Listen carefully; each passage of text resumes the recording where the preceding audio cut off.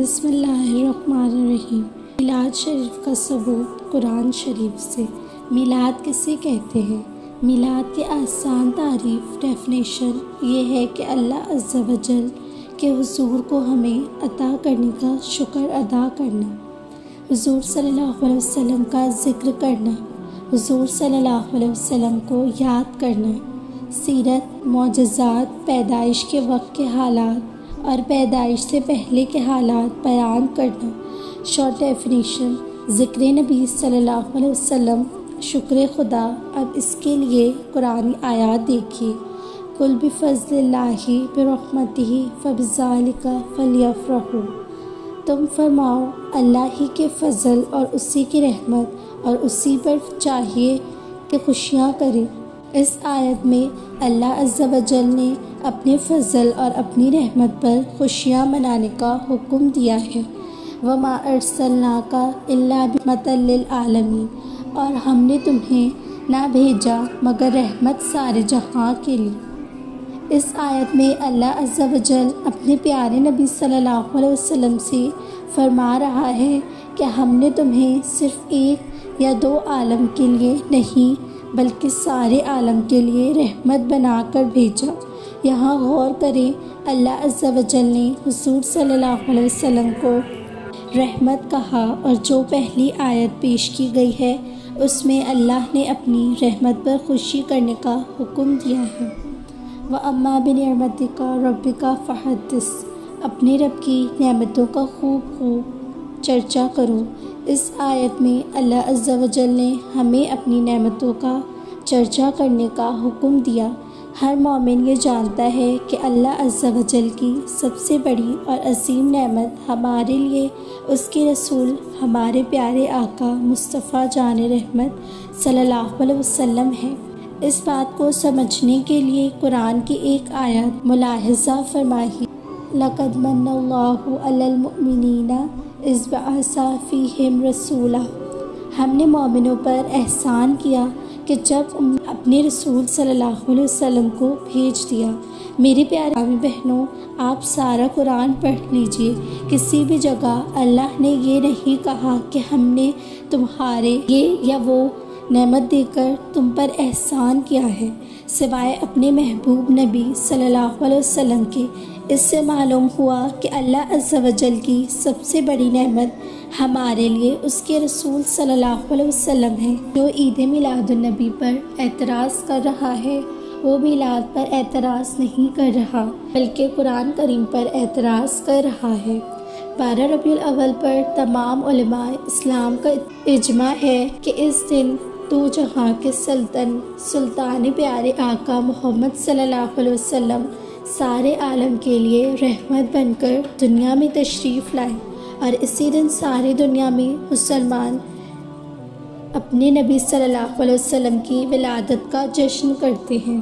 اب جو ان کا انکار کرتا ہے وہ اپنا ایک نیا راستہ بناتا ہے، اور ان کے بارے میں اللہ تعالیٰ فرماتا ہے یتبع غیر سبیل المؤمنین نولہ ما تولی ونصلہ جہنم وساءت مصیرا، اور جو مسلمانوں کی راہ سے جدا رہ چلے ہم اسے اس کے حال پر چھوڑ دیں گے اور اسے دوزخ میں داخل کریں گے، اور کیا بری جگہ ہے پلٹنے کی۔ اب یہ آپ پر ہے کہ آپ میلاد بنا کر اس راستے پر چلتے ہو جو 1400 سالوں سے مسلمانوں کا راستہ ہے، یا پھر ایک نئے گمراہی کی راستے پر جس کی منزل جہنم ہے۔ یہ کریم صلی اللہ علیہ وسلم کی جب ولادت ہوئی تو صحابہ نے ابو لہب کو خوشخبری دی۔ اس خوشی میں صحابہ کو انگلی کا اشارہ کر کے آزاد کر دیا۔ ابو لہب جب مر گیا تو اسے مرنے کے بعد صرف پیر کے دن عذاب میں کمی ہوتی تھی، اس کی انگلی سے مشروب جاری ہوتا جسے وہ پیتا۔ جب مشرک کو فائدہ ہوتا ہے تو اہل ایمان کا کیا حال ہوگا۔ لگاؤ ابن قیم جوزی پر فتویٰ کہ یہ بھی ابو لہب کی نسل تھا، مگر تم کو شرم نہیں آتی؟ کب تک انکار کرو گے نادانو؟ جب ایک مشرک کو نبی کریم صلی اللہ علیہ وسلم کی ولادت کی خوشی منانے پر اعصاب میں کمی کر دی جاتی ہے، یہ سب تعظیم نبی صلی اللہ علیہ وسلم میں ہے۔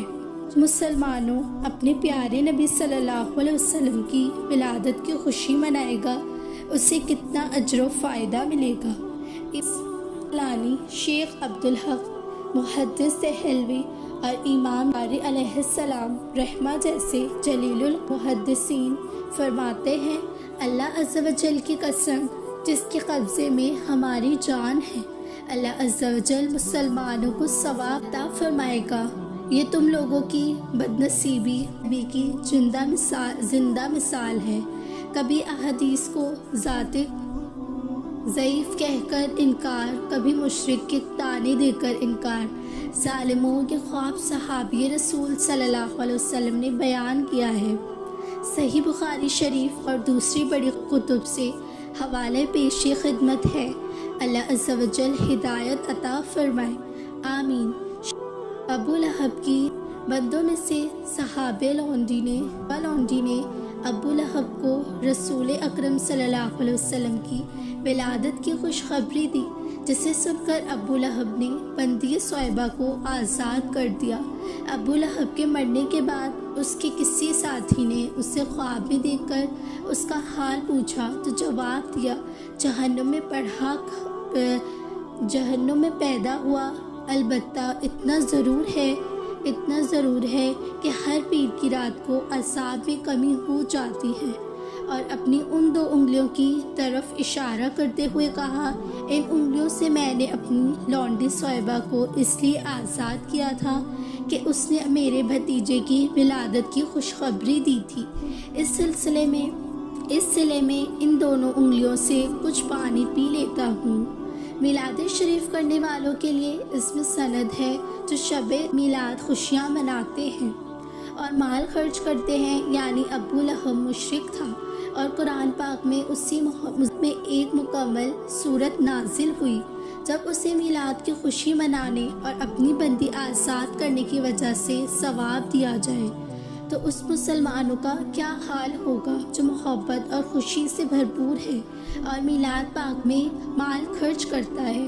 امام بخاری کی بیان کردہ روایت کی تشریح جس میں ابو لہب کا ذکر ہے، اسے بھی اللہ تعالیٰ نے آمد مصطفیٰ صلی اللہ علیہ وسلم کی خوشی منانے پر اجر سے محروم نہیں رکھا، حالانکہ وہ حضور صلی اللہ علیہ وسلم کی مخالفت میں سب سے آگے تھا۔ امام بخاری علیہ السلام میں یہ واقعہ ان الفاظ میں ہے، جب ابو لہب مر گیا تو اس سے اہل خانے میں سے کسی کو اسے خواب میں دیکھا گیا، وہ برے حال میں تھا۔ دیکھنے والے نے اس سے پوچھا، کیسے ہو ابو؟ لہب نے کہا، میں بہت سخت عذاب میں ہوں، اس سے کبھی چھٹکارا نہیں ملتا۔ ہاں، مجھے اس عمل کے ثواب کے طور پر اس انگلی سے قدر سیراب کر دیا جاتا ہے جسے میں نے محمد صلی اللہ علیہ وسلم کی ولادت کی خوشی میں صہیبہ کو آزاد کیا تھا۔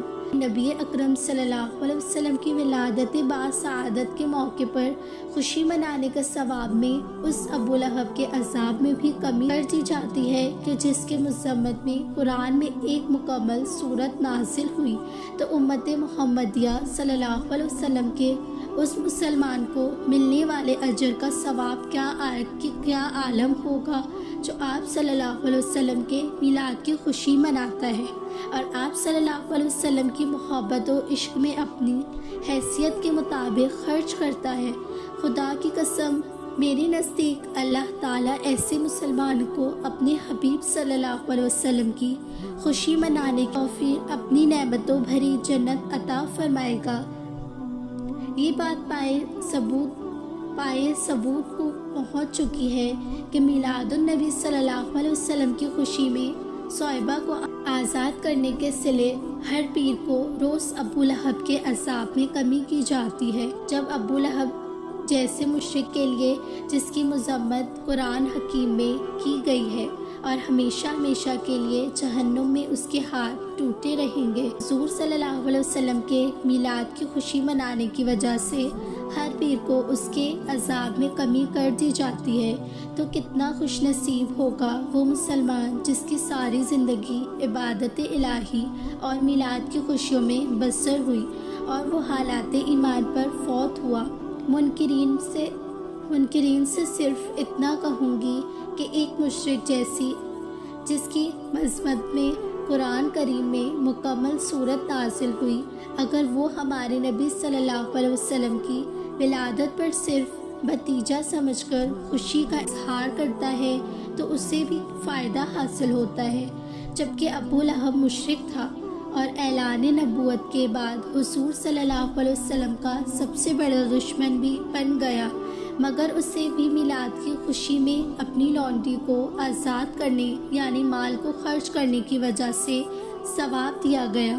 تو اس مسلمان کا کیا حال ہوگا جو حضور صلی اللہ علیہ وسلم کو اللہ کا رسول اور نبی مانتا ہے اور محبت و خوشی سے بھرپور انداز میں میلاد پاک میں مال خرچ کرتا ہے۔